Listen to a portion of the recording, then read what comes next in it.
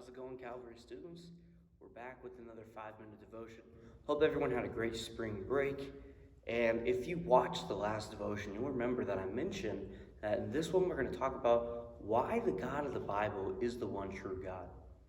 Well, we're going to look at the law of non-contradiction, which simply states A cannot be B and B cannot be A, because one of them would have to be false. So a statement cannot contradict another statement.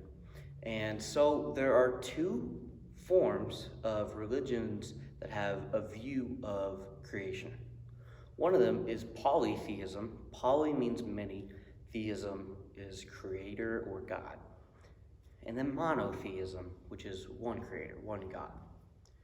And there is a reason that polytheism, simply just logically using the law of non-contradiction, wouldn't make sense.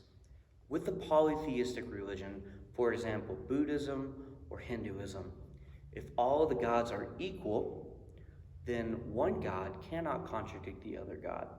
It cannot go against what another God teaches or what another God says. And there really is no telling if one God will or will not contradict another God, because they're all powerful beings. And so also, it really just wouldn't make a whole lot of sense for one all-powerful being to transfer its power to another one, because one God would have had to create another God, keep going back. If you kind of think of, if you know anything about Greek mythology, there's a bunch of gods, but there's ultimately a ruler God over all of them, which honestly is kind of a form of monotheism, because there's ultimately one creator that created everything. And so polytheism, the law of non-contradiction, doesn't make sense. Well, what are the monotheistic religions? There are three main monotheistic religions in the world. You have Islam, Christianity, and Judaism. Well, let's go over Islam for a second. And why Islam doesn't make sense. So in the in the Quran, that is pretty much the holy book of the Islamic faith. It is the Muslim Bible. And the Quran teaches something different than the Bible about Jesus. It says Jesus is no more than a messenger, so Jesus is not God. In the Surah verses 575, 171, and 517.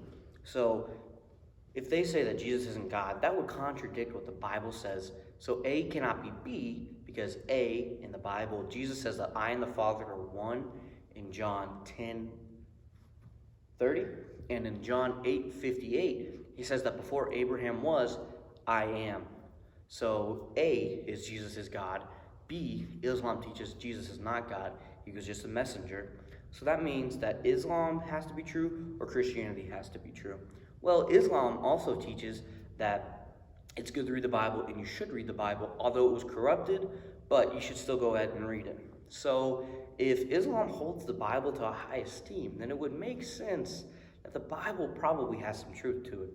So if the Bible has truth to it, what it says about Jesus would have to be true, and so it kind of contradicts itself about what it says about Jesus.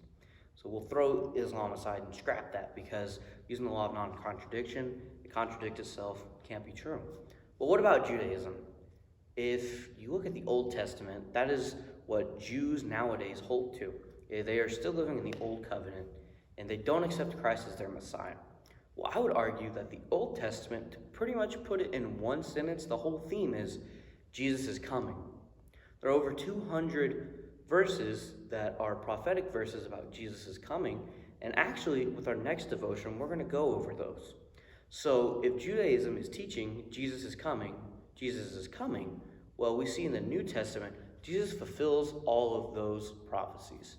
So because A cannot be B, which actually A says Jesus is the Messiah, he's coming, so then logically we would think that, well, Jesus is the Messiah, and there's proof of that in the New Testament.